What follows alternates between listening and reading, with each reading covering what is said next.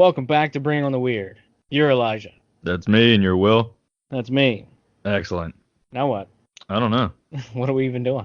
Well, I don't know if a lot of people have even heard of this. I don't know. I think it's starting to come to light a little bit more. Yeah, a little more, but There's still some craziness around it. yeah. Yeah, a lot. I don't think all the parties involved, are they gone yet? Deceased? Yeah. Yeah, I think so. All of them?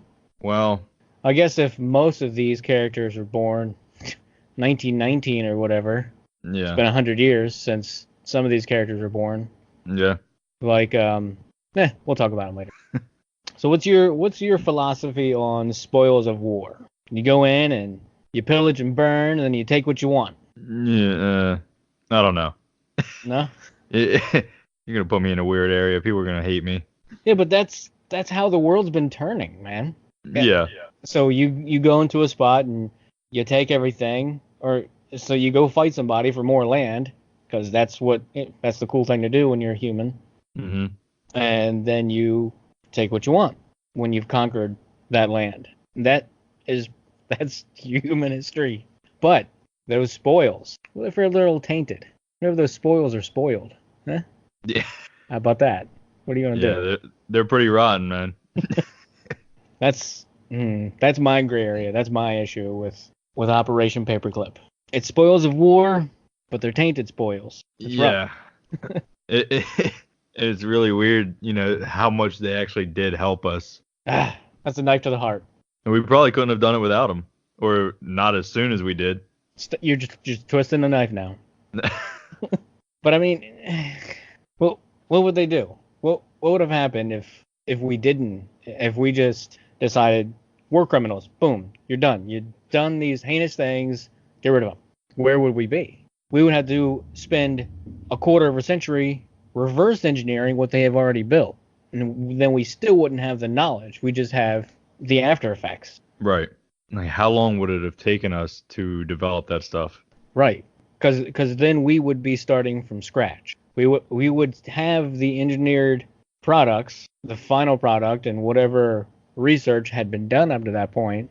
But then we would have to reverse engineer it and potentially recreate these experiments. Which, yikes! Yeah. That's not for anybody. Yeah. I don't think we should do that. No. So then the next best idea is to bring the people who know what they're doing. But yeah. We had to hurry because we were not the only ones that wanted to do that. Exactly. I was thinking the same thing. Like, what if we didn't get them? Where would we be? I think that's one of the bigger issues. Is we were in a hurry. Yeah. We, as in the U.S., was in a hurry to scoop up all this research. And what are we going to do? We're going to stand over there and interrogate them? No, we got to get them out of there. Right. And the them we're talking about are the Nazi German scientists. What? Yep. They lived in the U.S. before anybody knew it. Yeah, they did. Which just boggles my mind. Like, they just secreted them away. It's not like there was social media then, like Werner von Braun tweeting out, "Yo, checking in over here in Illinois. What's up?" Just got the NASA. At NASA, I'm in you. We didn't even bring over one or two that weren't as bad. We brought over like 1,600. I know. And their families. That's nuts. So these were the spoils of war. Like, we went over there with a number of people fighting the war, and then we came back with a whole host of other people. Not that we didn't lose any that while we went over there, but...